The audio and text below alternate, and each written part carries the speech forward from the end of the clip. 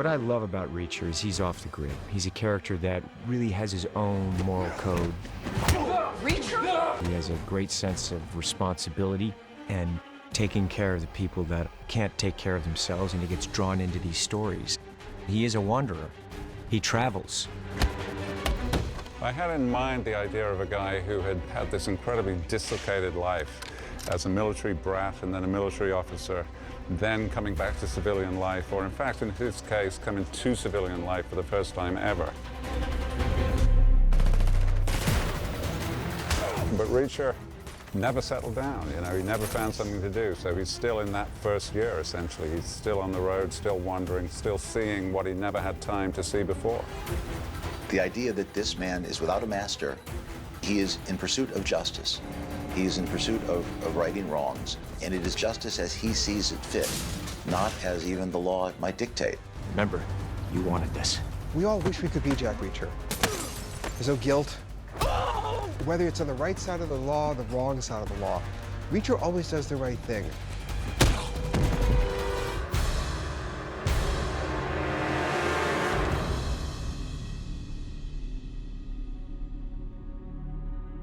All of us felt that the first movie really introduced the character in a strong way, but that there was more that we could reveal about his backstory, that, you know, there could be at least some more internal experience of this person and what his choices have been in life. When it became clear that we were making a second movie, and that's never assured, Chris McQuarrie, who's also producing the movie, and I went to Tom's house, and I took all the books, like 18 of the books, and I lined them up on his patio. And I took out one shot and put it in the back of the box, and we had just done that book. And we went through each one of Lee Child's books, because we've all read them, talking about positives and negatives and what would be hard, and do you want to shoot in snow, do you don't? What is attractive and tough on a movie basis from each book? And that was a delight. The books are not sequential. You know, the books are completely standalone adventures, so you don't have to have read any of the previous books to understand this book. And so it was very logical that they could just look at them all and pick out the one they wanted. Never Go Back, which came out only 2 years ago, was attractive for a couple different reasons. One, it's actually the best reviewed book of all of them. Now, these books have gotten fantastic reviews, but this one even ended up on the New York Times list of 10 best books at the end of 2014. It's that sort of beloved. Secondly, the characters of Susan Turner and Reacher's dilemma with the character of Samantha. Once, you know, Tom and I read that novel, those two characters afford us an opportunity to explore Jack Reacher in a way that is rare. I'd like to say we sort of debated about many different novels, but it was a pretty easy choice. This is the second film that I've made with Ed Zwick, someone who I greatly admire. I think he's such a fine, fine filmmaker. We made Last Samurai together, and it was such a privilege to be able to make that movie, and for me a privilege to be able to work with him again and have this kind of collaboration and in this kind of movie with him. You know, he's someone who really, I think, understands a character like Reacher and really wanted to go in and embrace this world and does it beautifully. It's a fun genre that I felt has the possibility of being that and more, and yet had never done anything in that genre. I've obviously done things that have a lot of action. I've done things that are about characters and deep relationships, but never combined them. And when Tom called and said, would you be interested? My first response was, well, gee, I've never done a sequel before. I've never done a franchise. It's not anything that I might necessarily be inclined to think of doing. And he said, well, just read the book. And I did. And I saw within it the possibility of doing something that I've always wanted to do, which is to say, work in that genre and yet try to bring to it things that interest me just as much in movies having to do with the relationships among people. I think the reason they approached us was because this particular novel has more relationships in it than most of the Jack Reacher novels. You know, he's got this involvement with Susan Turner, he's got involvement with this girl who could be his daughter. So what's interesting is you take this character, this classic American loner, Jack Reacher, and you put him up against these people that he could love, that he could become connected to, and what's he going to do? You know, part of the enjoyment of this was watching this guy, you know, who's really so comfortable being by himself, sort of be with these people that he comes to care about. Go. Why does he get to have a phone? Hold on. You need to be quiet. Okay, sorry. I'm excited about this next film to see what is it that the audience is going to respond to in this next phase as we carry on. With this story, we're going to take it off into a little area, you know, with Turner and with Sam, you know, this dysfunctional family on the road. And we're still going to give them Reacher and the satisfying kind of action that we have. And also you're going to explore, you know, part of America. New Orleans is featured in this. So that's also very much a character in these films. It's also how do I play with audience expectations, try to exceed those expectations, and also, you know, challenge ourselves as storytellers. We knew we wanted to do Never Go Back, the novel, but we inherited a problem. One of the things we liked most about this book is Jack Reacher travels to Washington, D.C. to meet Susan Turner. Susan Turner's a major in the United States Army and has Reacher's old job. Now, the problem we inherited is their conversation started in a book called 61 Hours. The initial contact between Reacher and Turner happens, I think, 2 books earlier, where he talks to her on the phone. And typical of Reacher, he just likes the sound of her voice. There's something intriguing. She's got this husky, sexy voice on the phone. And, you know, Reacher's got to be somewhere, got to be doing something. So he thinks, you know what, I'm going to go and take her out to dinner. Just like that. Yeah, I was thinking maybe I owe you dinner for what you did. Dinner? Well, take you. He's 5,000 miles away or something, and he thinks, I'm going to go and take her to dinner. So then for 2 books, he's trying to get to Virginia to take her out to dinner. And he doesn't make it until the start of this book. The idea was to pick up Reacher literally at the conclusion of another story, the likes of which you hadn't seen, but he's in res in some way. But mostly so as to establish his relationship with Susan Turner, Major Turner. So it was to compress that into the opening sequence, which I think they did very well. I mean, you really get the feeling that it's not going to be the end of the world if he doesn't get there, but he really wants to get there, and it really comes across. What follows is, you know, this story that he's drawn into, and really it's never go back. You know, he should not have gone back. And he gets drawn into this story to really work with her and help her out of a situation. We leaving enough shit over there now to start another war. They were source for selling off the weapons instead of bringing them back to the States. You can do all the research you want, and you still cannot make this stuff up. You know, there are things in this movie that people are going to say, oh, you know, surely that doesn't happen, does it? You know, evil corporations and this and that. Actually, yeah, it does happen. And what I've learned as a book writer is that the stuff that you feel is pushing it just a little bit is absolutely normal. It exists somewhere.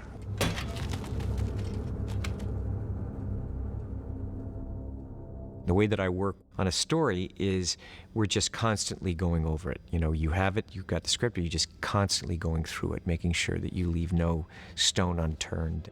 We had worked with Tom before on Last Samurai, and the thing I love about working with Tom is that, first of all, he has no vanity when you're talking about script. He's not thinking about what's going to make his character look good or anything that many actors think about. He's only thinking about what's going to make this a great movie.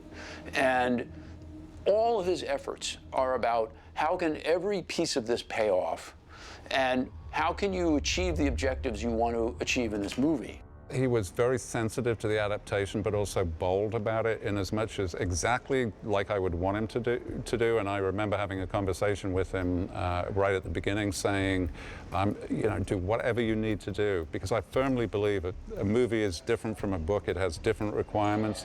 And therefore, Ed needed to have the emotional freedom to do whatever he needed to do.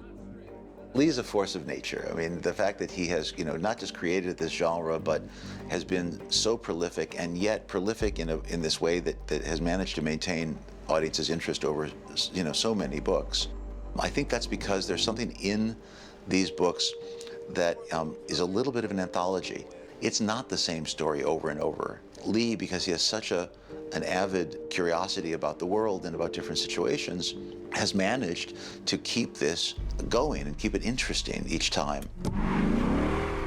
People just want a great story where people feel like there's someone who's just outside of the system, righting wrongs. And it's as simple as that, you know? It is a classic, iconic character that Lee Child has created.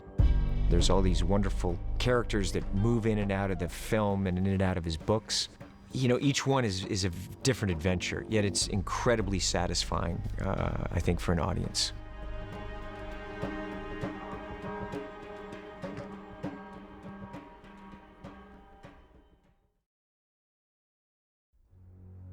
I think it's very important for Tom, as an actor, to not make this a movie in which you see Ethan Hunt in a different story. He really wanted to create a very different character, and this speaks to what he's done in this movie particularly. I feel it to be a deep and interesting performance. He wanted this franchise to be different in every way.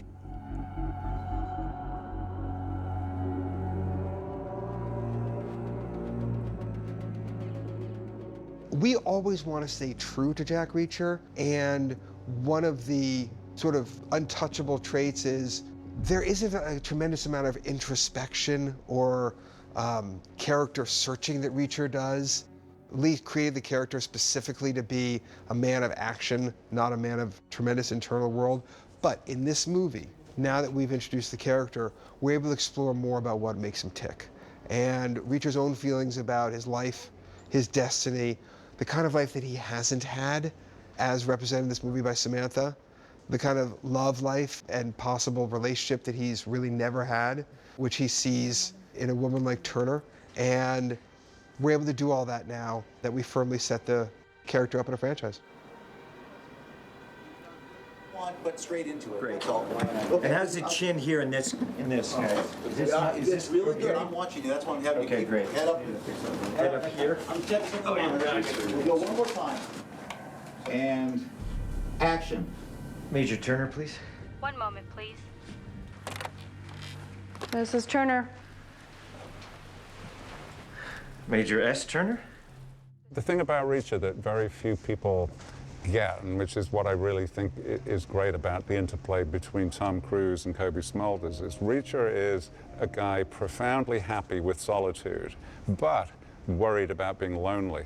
He is a lonely guy, and therefore if he gets the chance to this random hookup, this random opportunity, he's going to take it.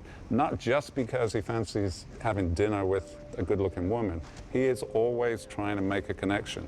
And of course, most of the time it doesn't work, but the instinct is still there. When you coming to DC? I'll get there eventually. Well, then I won't hold my breath. What pulls Reacher back in is he was just interested in her. He likes the sound of her voice. Reacher is a character, when you read his books, he likes strong women. Cobie Smulders is perfectly cast for this, someone who has, you know, the intelligence and the beauty and the power on screen. You know, when you see her, I believe that she's in the military. You believe she has that kind of intelligence and that type of charm. I thought she was absolutely perfectly cast for it. This is insane. Does this mean dinner's off?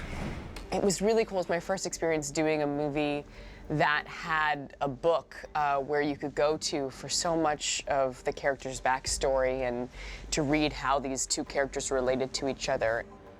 Working with Tom has truly been amazing. He's such a great performer, but he knows stories and he knows film so well. He is literally like a walking film encyclopedia. And also, this is his second time playing this character, so he knows Reacher so well that it's been just incredibly helpful, and it's also been a lot of fun. Turner!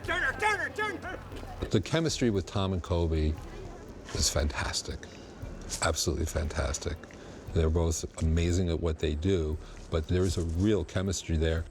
It's not just on the screen, it's off the screen too. It's genuine. They joke with each other, they laugh, they giggle, they help each other, they collaborate with each other.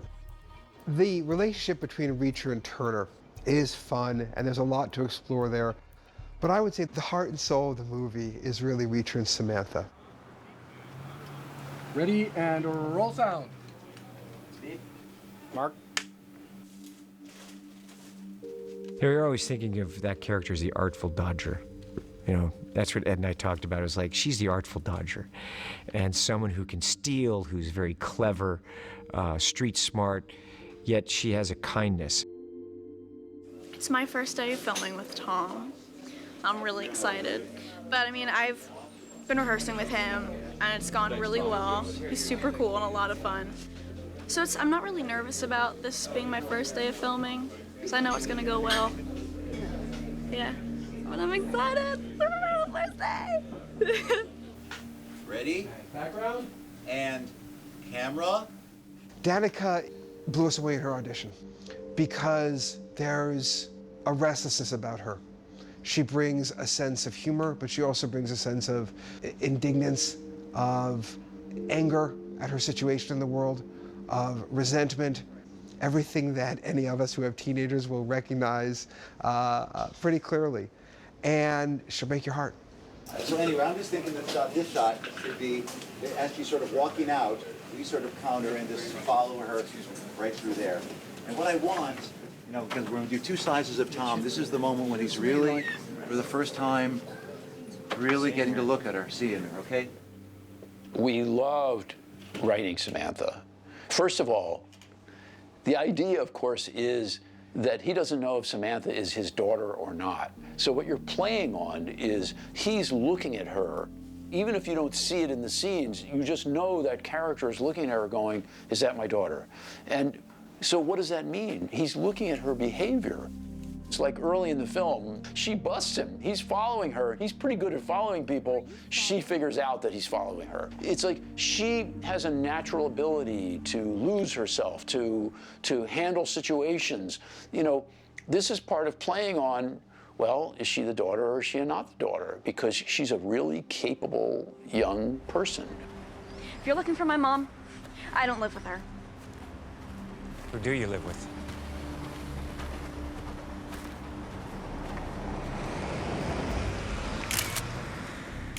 I read the novel, Never Go Back, and of course about halfway through it, I was like, there's no hunter. Where's my character? Because the hunter was created, the character for this film. What we didn't have in the first movie is we didn't have a singular villain that the audience looks at and thinks, this guy could beat Jack Reacher, or this guy is as smart as Jack Reacher. It was sort of bifurcated between Werner Herzog and Jai Courtney. And in this movie, we wanted to have Jack Reacher meet his match. Attorney-client privilege goes back to the earliest days of English common law. It means that Major Turner told you in confidence a great deal about what she learned from her investigation in Afghanistan. You know, and each movie's different. Each story needs a different kind of opponent. You want part of drama is you need, you know, that counter intention. You need the obstacles. And the bigger the obstacles, the more powerful the story is. Ed said, man, you got to look at this actor. He's got great power, and what he did in terms of playing that character, he's just, you know, it's just so weirdly off-center. We talked for 10 minutes. 10 minutes is a very long time, as you were about to learn. Patrick is physically really capable. He's great looking, he's articulate, he's younger than Tom, which I think sets up an interesting dynamic too, that here's this younger guy coming after him. And I'm always drawn to trained actors. I am, you know, and he comes out of Juilliard, he can do classical theater, and the idea that he brings that into a role of a villain is just a great, you know, opportunity.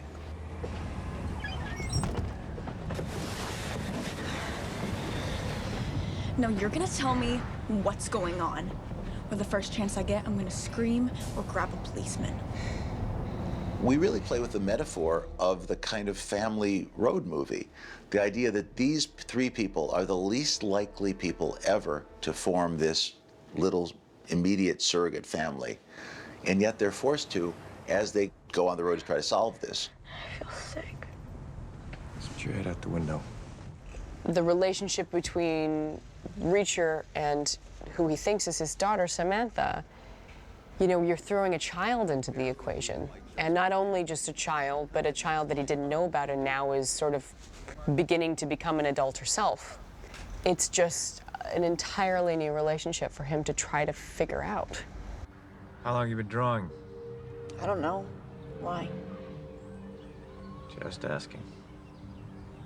They suck. Whatever you say. I said to Tom at one point, this is a story about a man who can handle anything that anyone could throw at him except a 15-year-old girl. There. I can't eat. I'm pumping adrenaline. And it does not understand teenagers, you know, like he's looking at her like, what? I don't get it. You know, he's used to talking to the military, you know. Do you want to live? Do you? Certain things he just doesn't understand how to quite speak with her. So it made for really fun moments. The coolest thing about being in a Tom Cruise movie is literally everything.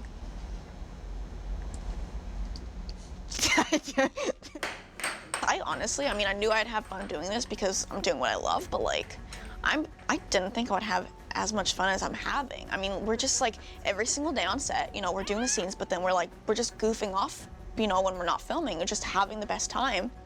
Tom, he's awesome. I mean, like on set sometimes, like on Mondays, you know, the energy is, you know, kind of low because it's a work weekend, first day back, and it's like 6 a.m. He'll come in and be like, guess what, guys? We're making a movie. And just like, he just gets people pumped up. It's fun. But I have learned so much from working with Tom. I mean, he's an excellent teacher. From the beginning, he kind of took me under his wing, I guess you can say, and I came to set a few times when I wasn't working, just that way, you know, I could watch, you know, the big action scenes, you know, to see the angles and lighting and camera and all of that side of filming, because I don't get to experience that. See how that changes? But he really makes sure that I'm learning firsthand, which is awesome. You know, I'm learning from the best. Fellas? If anything, Reacher is more kick-ass in this movie than he was in the first movie. He's tougher, he does cooler things, there's a higher body count, but at the same time, there are these connections with these two people. Is he all right? Yeah, I think so. Reacher, look here. Right here. It's that kind of relationship where, as you're looking at it, you want the audience to yearn for the three of them to be together, to yearn and want for the, you know, Reacher and Sam to be together. The reason why Turner and Reacher are not working is because they're different. I think that Reacher has always respected women. Tom? He's always liked women. I don't think that that's the issue. I think that the issue is him and his personality and him just not being able to, you know, commit himself to that kind of life. You know, it's funny. You came here looking for one girl and you ended up with another. Danika, it's been really fun seeing her sort of progress through this movie, and I think that she has these beautiful moments in the film where she gets to be vulnerable. It's really quite tragic because her character in the film really does want him to be her father and really secretly hopes for that. See that woman over there? The waitress who's refilled your coffee 3 times?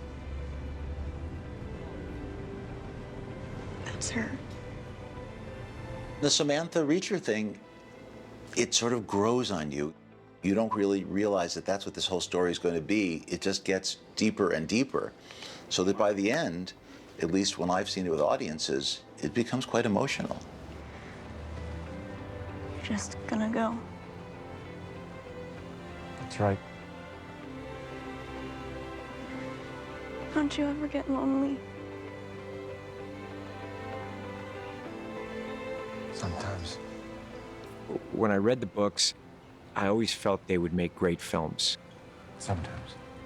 You know, he's a character in the classic sense of who arrives to town, gets drawn into these situations and has to make those decisions, those tough decisions that sometimes for other people they can't make, and they can't see it the way that he does. So I think it's really, just as an actor, a very fun character to play, challenging to play, and I think enormously entertaining for an audience.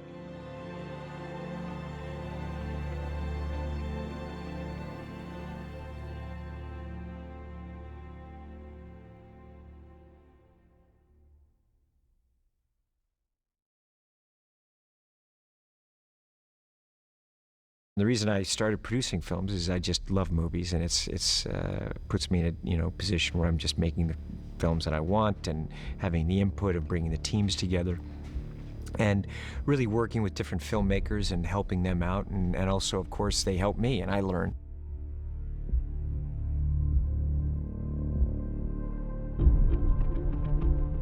Reacher's a quintessential American hero, and it gives us a chance, hopefully in every movie that we make, to show a different part of America to film-going audiences. It's a road movie, and this movie is modestly budgeted, so we couldn't go to all these places, so we had to figure out ways. We're lucky enough in that places in Louisiana, Baton Rouge, and even New Orleans itself have a certain amount of architecture, and then with set extensions and some second unit of DC, we were able to create that, but it's not just that place. It's going to places along the way. I'd say we had close to 100 different locations on this movie. The key to being efficient financially on a movie such as this that goes to a lot of different places is try to contain it. Trying to get the most out of the locations and trying to get multiple sets out of one place without spending time moving the company. So this enables us to really get a lot of bang for our buck and put the money on the screen. Duplicating the Midwest was challenging. We really wanted to feel like we were in isolated Oklahoma or anywhere like that. It was trying to find something that was of age, that hadn't been knocked down or torn down yet. The motels and the diner was a tough one to find. We saw tons and tons of diners everywhere. They've all been gentrified, and it's sort of like Johnny Rockets, and that's not Jack Reacher. Elston Howard and I, the location manager, we finally drove by this little dilapidated place that was boarded up, and it still had the old retro sign outside, but no one had eaten there in years, and I was like, stop the car. We stopped the car, and I was like, there's no way in the world they're gonna like this, but I think this is the one. And action! And when we went on the Tech Scout, Ed was perfect. It's perfect. We had to do quite a lot of work to it, but it worked out really well. When we were in DC, I looked for locations that had very large scale, very tall. It made everybody seem smaller in the frame because we're in the seat of power. The Customs House here gave us all of that. Beautiful. It was the original Customs House in New Orleans. I think it dated back to 1900. Polished marble floors, huge granite columns that were 30, 40 feet high. And we had long hallways that they could walk down. And juxtaposing that with the Midwest and New Orleans, it was fantastic. As a designer, you always look for little details that aren't in the forefront. Like the dent in Jack Reacher's desk that Major Turner sits at is like a small thing, but we actually did that. It wasn't scripted, but it was for the Reacher fans. We have filmed our prison sequence, which was our first couple of days of filming. It was about an hour and 15 minutes out toward the Gulf in some real isolated, brand new prison that is unoccupied, and we had the ability to actually film in a real prison without prisoners. Tom is cool. He's absolutely great. He himself has been, working at such a high level for so long that you would automatically think you're stepping into a bunch of pressure. But, a good attitude on set starts from the top down. Let me tell you why working with Tom Cruise as a filmmaker is fantastic, because it makes me look good. He's a perfectionist. He's every bit as much as a producer as he is an actor. For Tom, he's always looking to get the best out of every element of the movie, and it shows. It shows in all of his movies.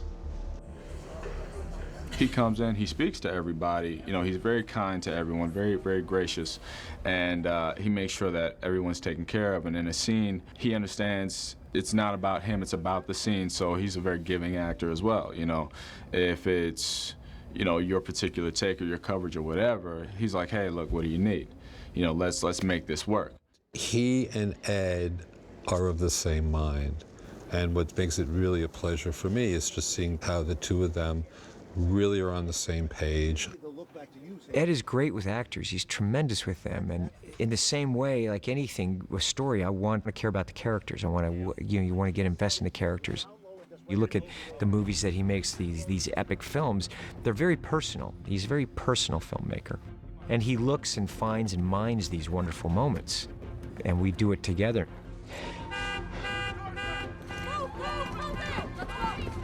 Food truck.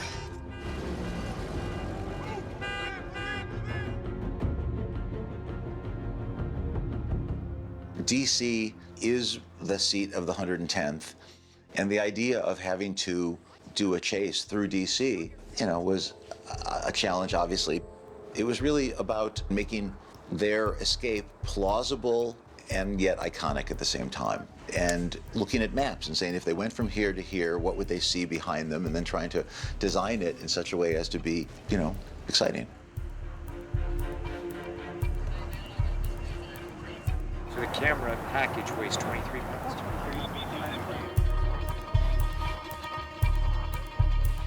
In terms of the height, you saw the height of the. Have you seen Crane, what the yeah. crane is doing? Yeah. So as if it's about that height, a little higher. You let them come into your frame and then track them like that. Got it. Perfect. We Okay. can do that. All right, drone's going up.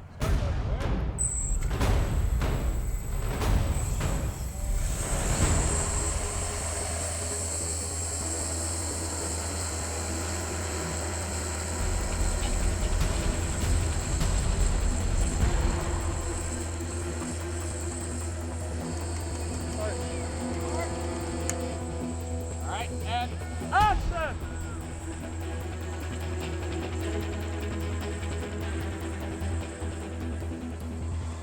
We actually are going to be using a lot of digital sets. We found a very good location here, the Museum of Art on the other side of town, that was very close in scale, but not quite as big a scale as the National Mall is in DC. So we use a lot of digital environments for them to run through it. It'll all be composited together. We did do some shooting in Washington, D.C. We did a bunch of aerial stuff, and we did some plates with some visual effects. But for the most part, when the film is put together, it will be totally believable that we were in Washington, D.C.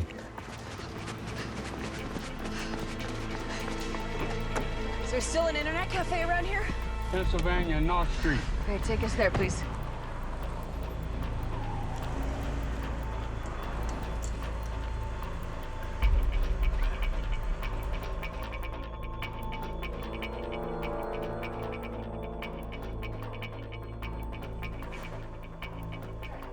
Whenever one makes a movie adaptation of a book, you worry about how the author might feel. And it was really gratifying to have him not just come and be part of the reading and talk about the script, but also then even be part of the movie. Because, you know, I think he is as important to his fans now as even is the character of Reacher. It's a really smart little cameo that carries on from the cameo I did in the first movie. In the first movie, I was a cop in a police station where he is getting out after a night in jail. And I kind of look at him a little skeptically, as if to judge him. And in this movie, I play a TSA officer. D-Mark. D-Mark. And background. Reacher, Tom Cruise, is coming through the airport with a phony ID. So once again, I'm kind of judging him. I'm looking at him, looking at the ID and saying, yeah, you're okay. Action. And it's going to be a running joke, I hope, that we do in every single movie.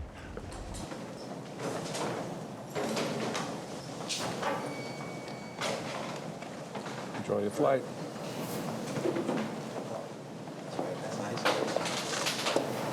Hello, handsome. That won't be true. That's good. Now, is this easier than writing books or what? It's a little better, yes. Awesome. You're the best. Pleasure. Nice to meet you. Believe it or not, the airport was really tough. You're dealing with the FAA, you're dealing with Homeland Security. They were all great. All of that was very smooth.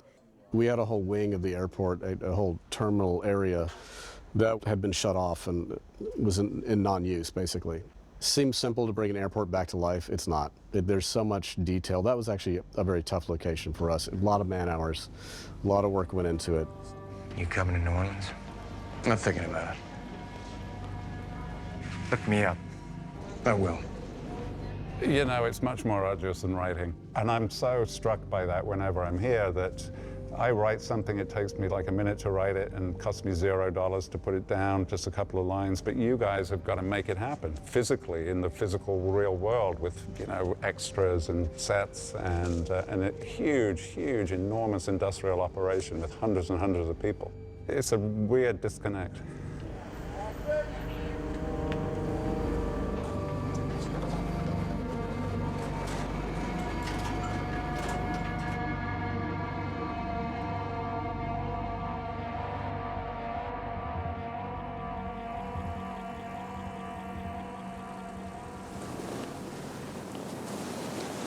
Oh, I never heard of an MP. Sergeants Merkovich and Zabelli.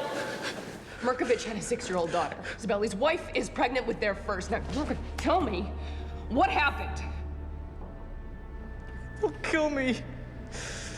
She'll kill you. Her sources running truck convoys out of Bagram. We just ran security for the base. The great thing about New Orleans and Louisiana, there's a variety of looks that we can create. We even have a place to cheat as Afghanistan in the desert. Believe it or not, Afghanistan is only 2.5 hours from here, and it's in a town called Francisville. A lot of people have shot there before. It's basically a sand pit. It used to be a gravel pit, I guess, and what's left is the sand. You can move the sand around, you can do whatever you want, and that's sort of what we did. And they're shooting it right now in 2nd Unit, and it looks fantastic. I was surprised. The first time I saw it, it was 108 degrees, and I was not happy about it. But now it's about, 55, and it's all good. It's a leg head. It's like this. I want all that acting. Don't like stuntman Russian. It's like you've been shot. It's like sell the hit. As you stop to help out, you stop pulling him.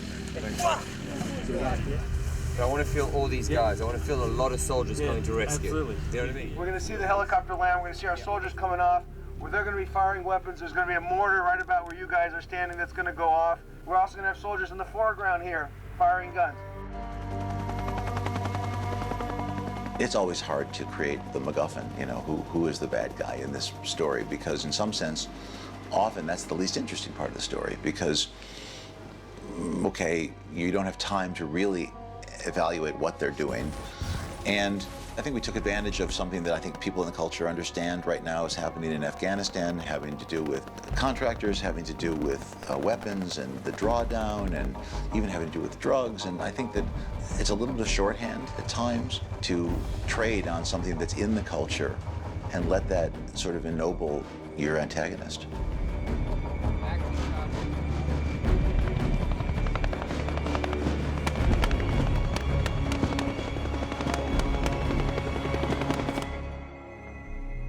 There's very little oversight over these companies. And as we've seen with Blackwater and other companies, sometimes bad stuff happens because it's not part of the normal military command structure. And a lot of the funds that go into them are black funds that we can't really follow.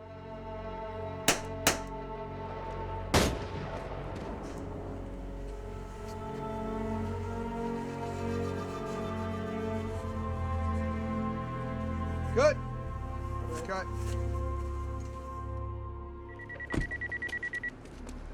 Sam. Preacher, it's him. He's here. What? At the hotel. Hurry. Preacher. Sam, listen to me. Sam. Sam?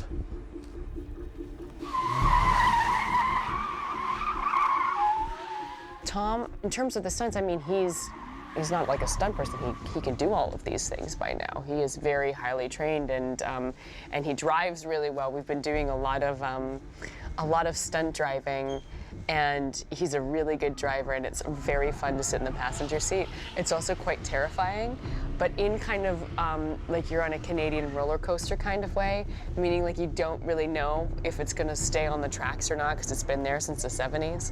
So it's kind of scary, but it's also kind of exciting, and you're getting kind of jerked around a lot, but you know in the end it's probably gonna be okay.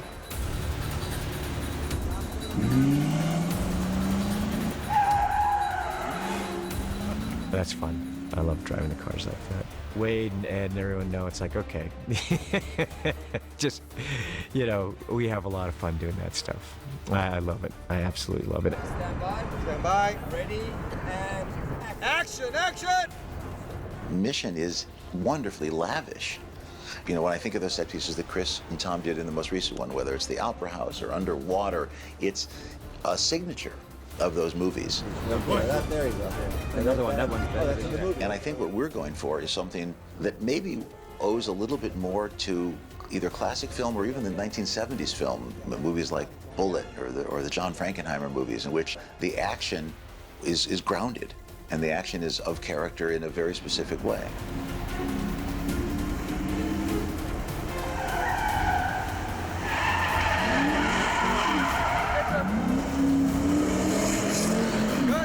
Good. My first meeting with Tom explained to me how he likes to do stunts and how he likes to prepare for stunts and the time and preparation that's put into the stunts, starting with fight sequences to car sequences to wire work and everything else. And he made it really clear to me what he needed, you know, to make it work. And he told me point blank that as long as we did that he promised me that we would save a tremendous amount of time on the day of shooting. And he was absolutely right.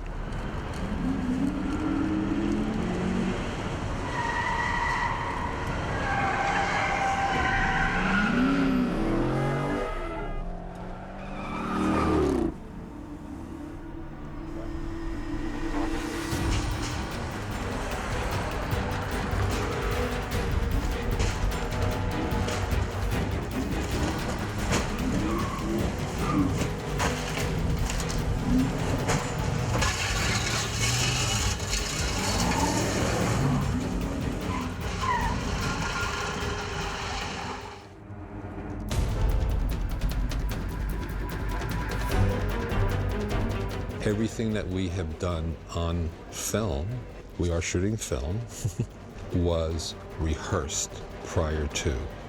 So we knew exactly what was going to happen. The car stunt we did tonight, we closed off a section of the quarter on a Sunday afternoon, and we brought Tom in to actually rehearse it. You'll go past our cameras because I want to devote all the cameras to get this right. Yep. And then I want to jump ahead to you bouncing over, going through the bushes, coming to a good hard stop and getting out of the car and running. Perfect. Do that as a separate piece and then I'll just bring them together. I'm going to take it, we're going to try to take it sideways, so I'm going to be pointing the nose here. So on this rehearsal, my windshield, it's not my fault. Exactly. You got fair warning. Just sign, guys, and just sign here, here, and here. Yeah, exactly. So the thing that you just want to watch for is the side. Yes. So just be a little strong and cool. You know, we sat down and worked together on formulating a plan to basically start from the beginning and really work on drifting and driving so that he is consistently on his mark every take, which makes it safe and also means we can put more people around him, move the cameras closer and capture more. Yeah, and you see something, it's like backing up, and it's like getting away, yeah? And that's how every stunt and every fight and every bit of action has been approached on this movie. And it might be somewhat of an investment in preparation, but it paid dividends in the shooting. The fact we're in, week 8 right now, and we're on schedule, is a testament to that, because this has been non-stop action. Like you can see tonight, I did one sort of test afternoon with him and put him at number 1. I tell him what we need to do and what marks to watch for. He acknowledges straight away and you know it's gone in. Ready and action!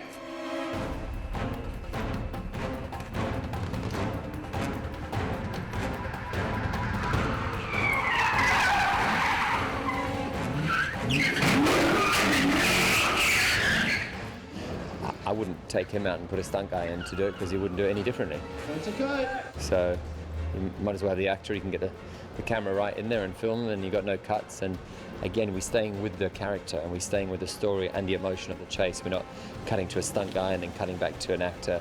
The audiences are very aware of that these days. Camera set, ready and action!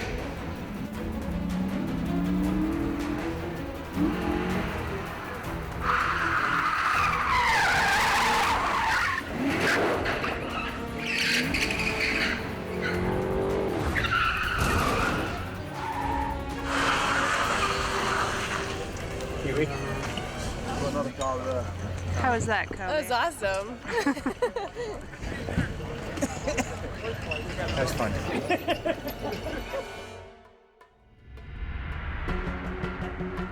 New Orleans is a beautiful city. It holds a lot of magic, intrigue. It's a very interesting city. You know, I haven't shot there since Interview with the Vampire when we did that there. And to go back to this city again and see just the history that it has and the diversity, I think visually this film really celebrates that. And it's just a cool city, very unique and beautiful city. She's not in the hotel. She's in the street. How do you know? Because that's what I would do. I think if you're in New Orleans, you're going to shoot New Orleans proper, the story's going to take you to the French Quarter, as it takes all of us who come here. So it's a lot of fun. And nobody's shot the Quarter like this, and ever. We wanted something classic for that third act. And when Marshall and I realized when we'd be shooting, I began to look, go down to New Orleans, read about New Orleans, and I realized there was this thing that happens at Halloween, which is so perfect. It's one thing to write that, and quite another thing to figure out just how to do that. Shooting in any city in America for multiple days, never mind multiple nights, all night, is very, very challenging because you're intruding on people's lives, you're intruding on people's residencies, and it had to be handled very carefully. And as a result, we've had a very, very successful shoot. Do you have her? Charter Street, Lafitte Hotel. I guess once you see her go in there. When you showed up to set, it felt like you were on a set. And then you were like, wait, no, somebody's in there. Like, that's somebody's home. To accomplish something like that is really miraculous, because I've done some tough things. This wasn't necessarily bombs going off and automatic weapons, but in some curious way just as hard, because to have that many people in that small a place, in that wild a place, because the French Quarter never really sleeps, and to try to carve out your own reality in the midst of a crazy reality anyway was a real challenge. No need to review. Oh. Let's move on. All right. We got it. Check the gate. Okay. When I first met with Ed Zwick interviewing for the job, I'd showed him images of parades throughout the world where they had skeletons that people carried and big, large voodoo heads and stuff like that. He goes, that's exactly what I want, is her to be running into this. It's almost Fellini-esque. It's these images that just come at you. One of my art directors found a local crew, and they created these heads for us, and they were beautiful. And they actually wore them in the parade, and that's sort of how we achieved that. Then, in terms of general extras, there's a pool of people in New Orleans that are still excited about the movie business and will go out of the way to become a part of it. 400 or 500 people a night, 5 nights, all night long. And because this is a film that took place in New Orleans, it adds to the pride that the people have. Somebody told me it's not very hard to get people to dress up for a parade in New Orleans. And everybody seems to have a whole closet full of costumes. And there are more sort of costume shops and wig shops and mask places everywhere. So when we asked people to come dressed, they went all out. Some people, they're not even extras. They just show up in the scene. They're dressed up for a night out on Bourbon Street, and they just decide to join the filming for a little while, So we're in their city. We're guests. Exactly. We're in their home. They're welcome to join. That's part of the spirit.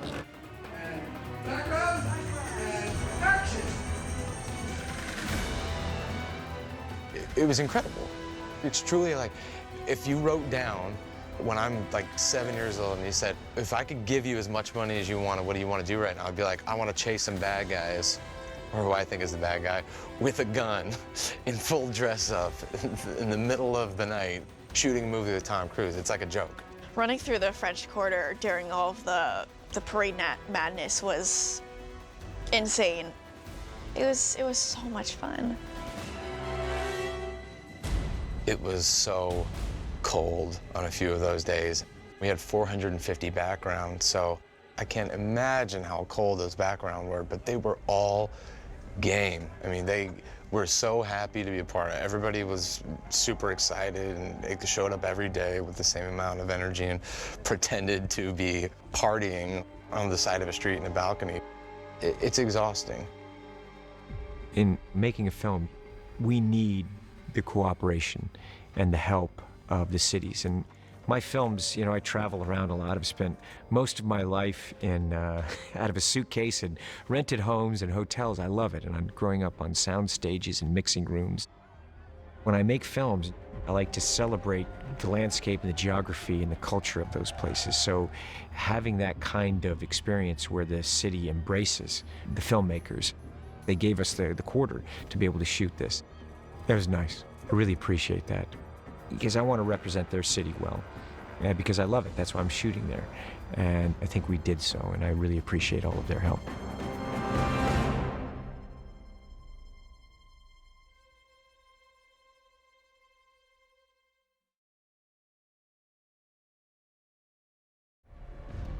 Jack Reacher's an analog character in a digital age. He's off the grid. He's someone who goes by his own rules, yet he's someone that has very high morals.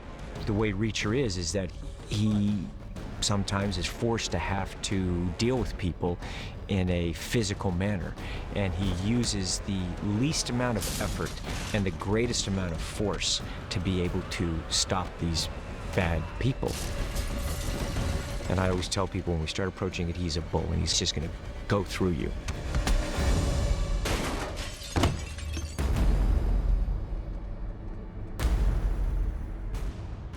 The character of Reacher, he's not a soldier now, he's not a detective. He's someone who has decided to be there in the time of need for people who are in trouble. And in that sense, he's closer to a modern version of a samurai, or maybe even a Ronin.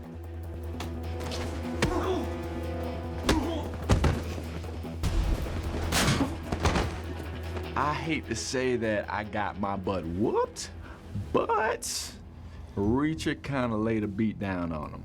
It was a really cool scene that we got to shoot because, I mean, first of all, you know, doing a stunt scene with Tom Cruise. I mean, the man is well known for his stunts, but it was also a bit of a pressure on the day because it was one of my very first days up.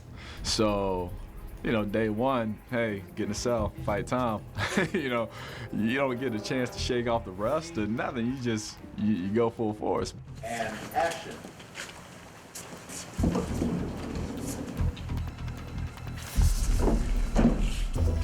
It was awesome because the way we shot the scene, as you'll see, it's fast-paced, but it's quite intricate with the way he takes me out. You know, he takes my jacket, takes my hat, and he does it so smooth. I mean, that was Wade just saying, you know, how quickly could one accomplish that? And he came up with the idea that with a punch and a pull, one could put one arm into the sleeve and then whirl around. These guys who do that, they are storytellers. They are artists themselves, the great ones. And that's what you get when you hire the best.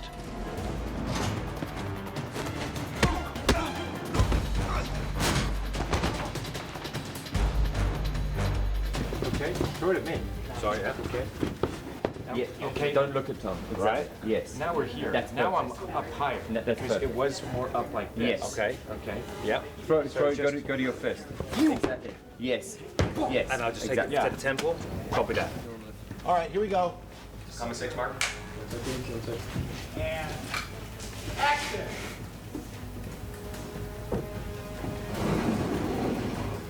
Ma'am, is manager going to transfer you? Wait, which policeman? Who are you? Edward.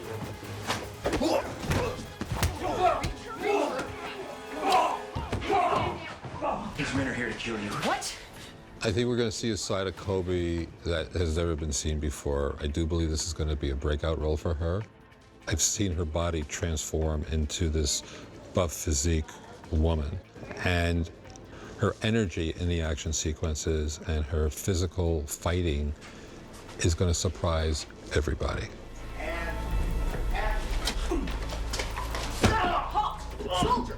You know who I am. Yes, ma'am. I need you to stand down. I've been relieved of command, ma'am. I'm being held here without cause. It's your right to countermand an illegal order. I don't know if I can do that, ma'am.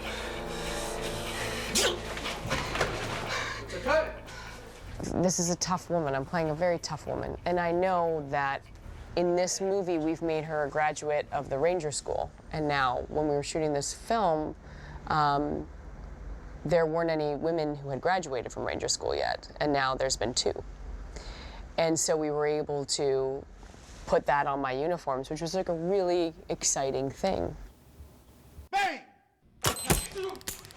I thought about that during all that training, and I thought about that in a sad way where I'm working with stunts for 2 hours, and I'm like, I wouldn't last in Ranger School for a day.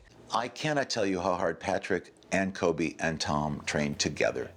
Cobie and I have to be in stellar physical shape for the amount of physical work that we have to do. So we all have personal trainers that are working us out many times a week. We have physio that are making sure that our bodies aren't aching and that are functioning properly. We're on a specific and very strict meal plan that allots us only a certain amount of calories a day, is barren of simple sugars, is basically a paleo diet.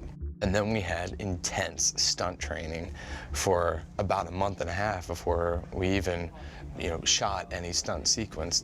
How fast do you want us to go across? That's good. It was fun because he'd never done film fighting before, and you had to develop a whole style. I've made several movies with Wade, and I work with these guys also because I've been doing it for so many years. I do oversee all the training and tone of the films. Good, yep, okay. Right. Boom. All the way back in here, okay. And I spend as much time as possible preparing, to prepare the actors for what's going to come, so that not just on the day, you have someone step in, but there's a tremendous amount of training that goes into it. That's also the fun. You're learning new skills. You're working with them, and they're working with me. Come around there for a second there. Right here. Go. See the first strike. They took me through the basics. They trained me like they would a fighter, a boxer. There was a lot of repetition. There was just getting specific on moves, how to hold yourself, how to connect your body with your hits, and always having a level of intensity, to have an intent with what you're doing, not just doing the moves because this is how you do it. It was thinking about your character throughout the training, just where your character would be emotionally, mentally, while you were training. It was surprising, actually, what a difference that made. Cut. Okay, so. Okay. Ladies, are you rolling? I am. Tom, you set? Yep. Ladies and gentlemen, I give you Tom Cruise. Reacher. That was pretty boring. Okay. All right. I always thought it was going to be like, I know. Shattering with an explosion. Oh, what a okay. And 3, 2, 1, action!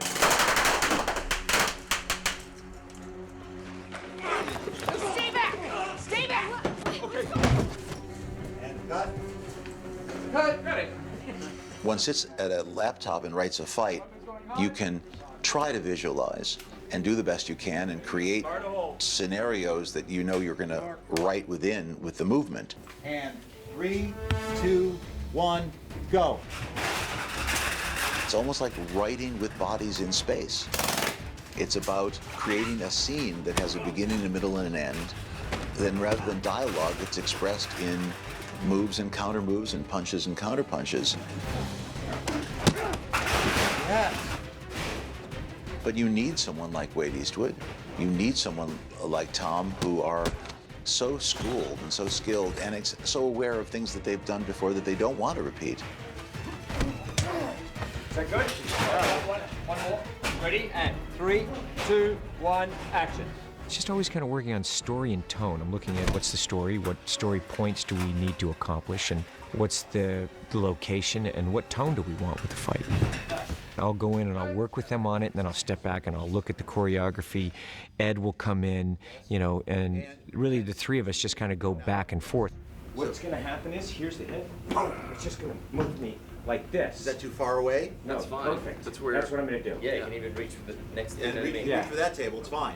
One of the things that's most fun about working with Tom is Tom understands the fun the audience has with him not being an infallible Terminator and somebody getting the better of him. No, stay back. And in this scene, he definitely loses the fight. I always go from character. How will these characters move? What's going to be the difference between Hunter and Reacher? Dual weapon.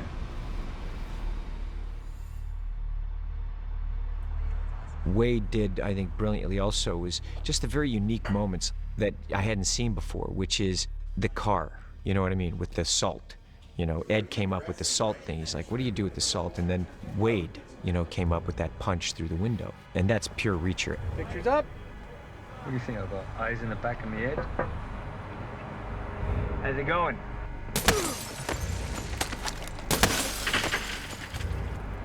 How's it going? And also on the airplane, you know, dealing with the guy and in the bathroom, coming up with that stuff. And it just evolves from story and tone, you know, that Ed and I talk about. All you contractors go to the same barber?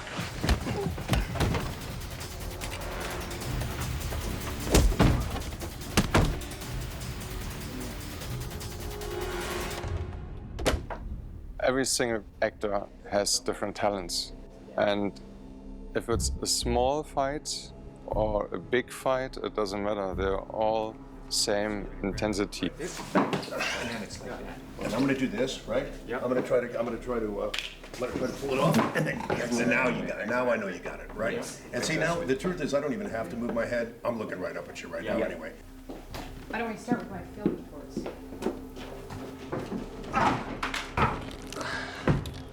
Snap the tendon before it breaks the bone. It takes longer to heal. Yesterday was the scene where I get killed in the movie. I've been killed in a lot of movies, and sometimes you tend to see the same things, you know, over and over again, but Wade finds ways to be very inventive. It's a very brutal, unexpected, and I think very dramatic scene. It's my last scene in the movie, but might be my favorite. That means his prints were on it.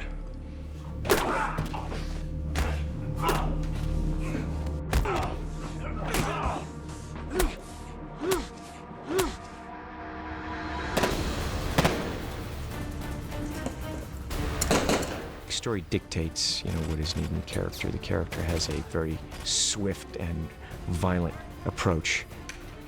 And when you say Reacher, he never leaves a weapon in the field. So he's someone who's going to break your leg. Even if you're knocked out, he's going to break your leg because he doesn't want you coming after him. Action! And that's Reacher. He's swift and harsh. It's just something that, you know, with the movie, you want that kind of, that's very satisfying action. Put some shit up!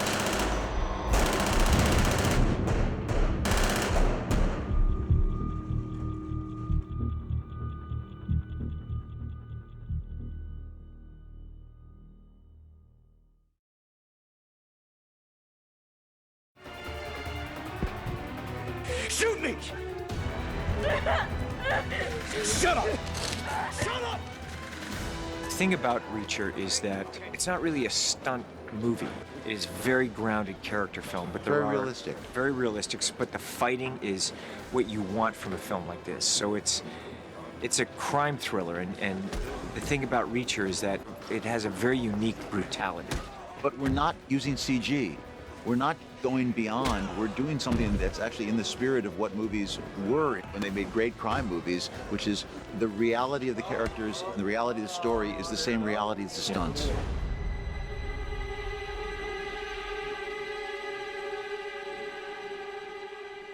We were never supposed to be shooting the rooftops of New Orleans. It was a much different sequence where they stayed on the ground the whole time. And they'd come out of the hotel and ran down the street. When we got to New Orleans and Tom and I and Ed were walking around the corridor, our minds immediately went to, it's the most cinematic location, this incredible French architecture, these very narrow streets, in this very old and beautiful section of the city. We should get them up on the rooftops with the beautiful New Orleans night sky and fireworks going over their heads.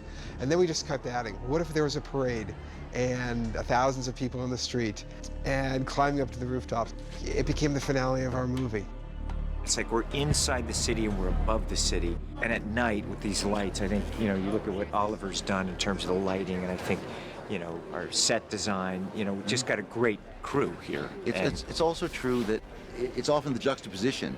There's a parade and it's festive and it's beautiful, but at the same time, above it, there's a very scary thing happening, which is the chase and is the climax of the movie. It starts obviously with the director. Ed, you know, has a vision, and he gives you the sort of scope to work in it. He says, you know, this is what I want out of the scene. And then I just look at ways to try and build tension and keep within the story.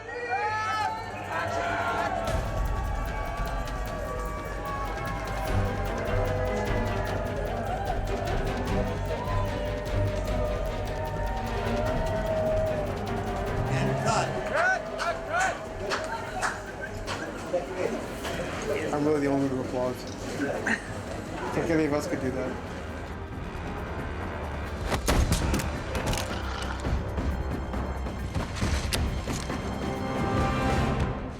Shoot me and I let go. Put the gun down.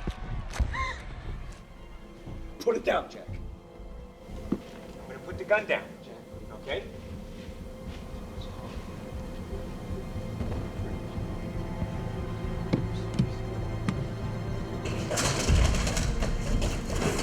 Cut.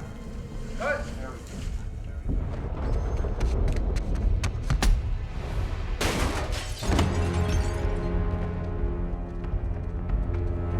Roll sound. Tom, you started almost your forehead like you've hit the ground and you're coming up from it. Ready? Yep. Press into the ground and action. What was really interesting is Wade created a very specific and thoughtful fight sequence that would be great on its own. I was thinking, oh, this needs to go fast, fast, fast, fast, and then I die, and then, you know, he kills me, and I get, you know, thrown to the edge of this building. And Tom's impulse was to actually let everything slow down, to raise more suspense for the audience, to ask more questions, to really make it feel like, I mean, we know Jack Reacher's gonna win, and he even said this, but we really want to feel the danger. We want to feel like that he could possibly lose.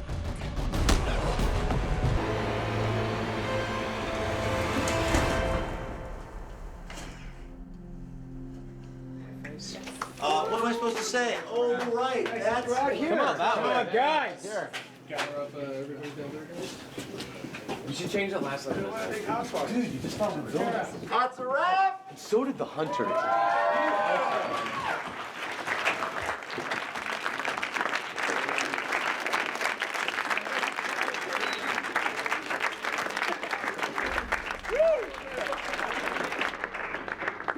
All right, well, let me just go first. Let me just say that for some of us, we've done this many, many, many times and been in this moment many, many times, and for some of us, it's our first time. It's never easy, and it's always bittersweet because we've had real times together. I think the thing that I've learned, if I've learned anything, I don't remember the movies at all, but I do remember the people that I've worked with. It's a privilege to have been together. To us. I can't really add to that other than just to briefly thank you for your professionalism, best at your craft. Thank you for your spirit, for having fun, for your incredibly hard work. But most of all, thank you for making me look good.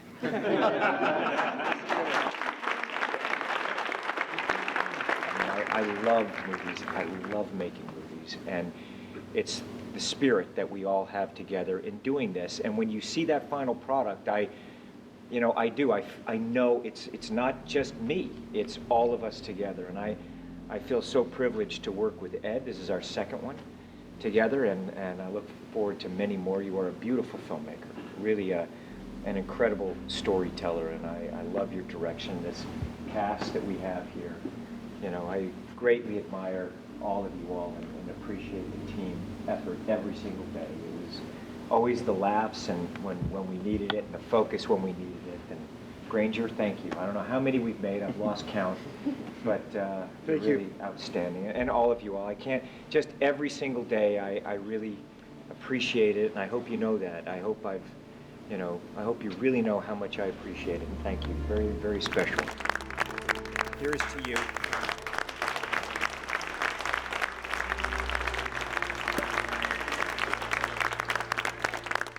All the people that I work with, they think the same way I do, which is like, whatever it takes. It's not you can't do it, it's how can we do it? And that's the people I want to be around, who can create and can make things happen, are very productive. I make a lot of movies. I go to every single department. I'm working with all of them, and they know me, and I know them. And I am really proud of what we've accomplished together on this.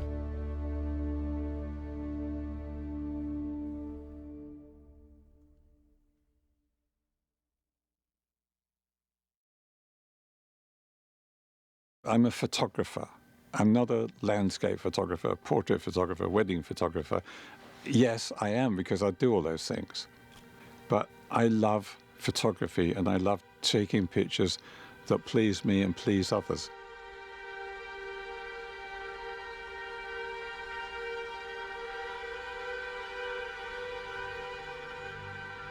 David James, I just love his eye. You see that he's someone who understands how important it is, the still images on set. And to sell a movie, that's what I'm looking for. What image is going to encapsulate for an audience our story?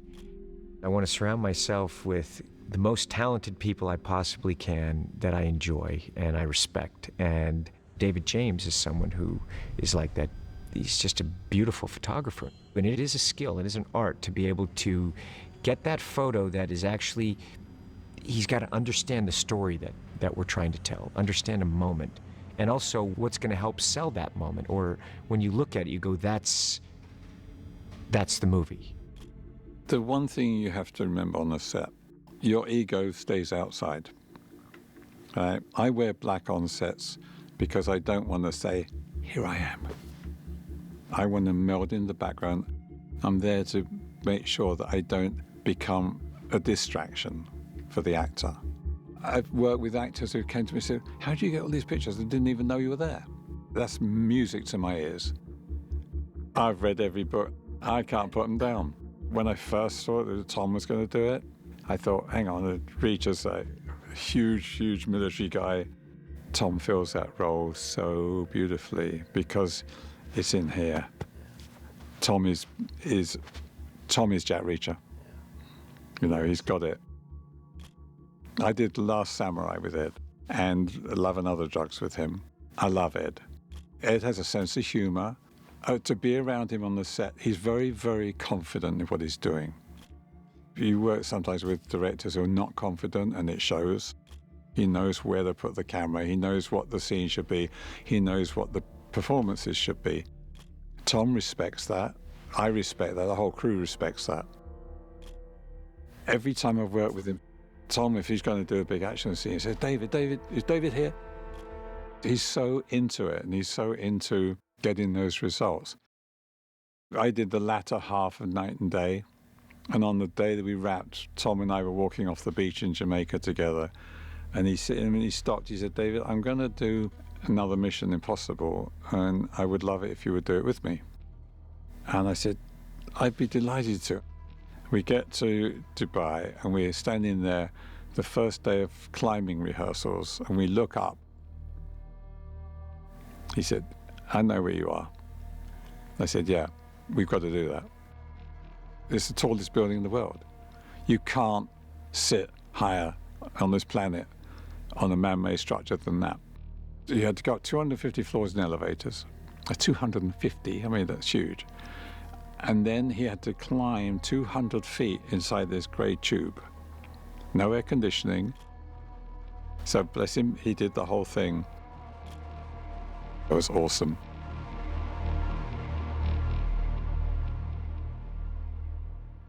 So look at Chai over there. Okay, just look. Okay, that's 50. That's basically what your eye would see when you're looking at it.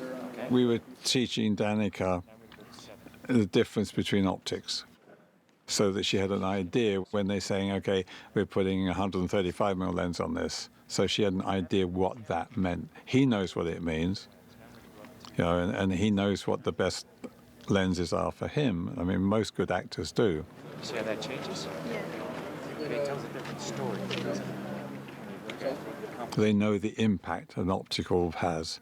So what we were trying to teach Danika is how that is the difference in a wide angle and also how getting her sharp and the longer lens will throw the background well out, which makes her more powerful. A little photo lesson in lenses. I brought my daughter on Star Wars Force Awakens as my assistant stroke coordinator. And she was awesome in that, in organizing and getting talent to spots. And then she would be in photo sessions with me, learning how to light. I then took her onto the latter half of the last mission. So we went on that together, and I let her shoot a few pictures. And then when Jack Reacher, Never Go Back, came up, I said to the producers, and they said, look, I want to bring her, we've got to train new young people. I'm getting older, and there's no training program for kids anymore. So now she can be a fully fledged still photographer. A lot of the great photographs in the kitchen fight stuff are hers, because she has that eye in that moment. And it's predicting that moment. So you watch a rehearsal and you know on a fight, there's two places you want to photograph the fist, here or there. It's just that timing, that anticipation of the moment. You know, when the fist is here, pulling back, you want back. It's up to the photographer to know what the thing looks like. He's there, he's on the spot, he knows what it looks like. New Orleans is a magical place. I'll never go back. I wandered the streets and I shot pictures. Just different shots, you know, people, architecture. The great thing about shooting that is it is New Orleans.